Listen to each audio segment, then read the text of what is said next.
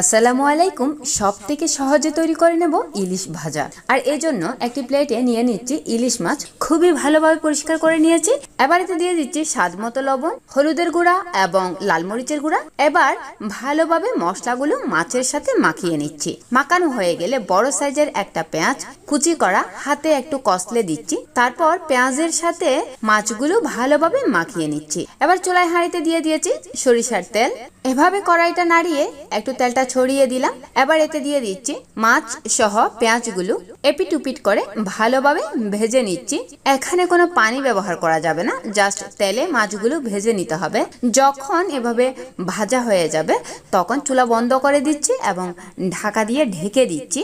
অবশ্যই এই রেসিপিটি একবার তৈরি করে খেয়ে দেখবেন, অসাধারণ কিন্তু। ও হ্যাঁ, এটা কিন্তু বরিশালের একটি রেসিপি, আসলেই অনেক স্বাদ, রান্নাও কিন্তু সহজ, তাই না? ভিডিও ভালো লাগলে লাইক কমেন্ট শেয়ার করে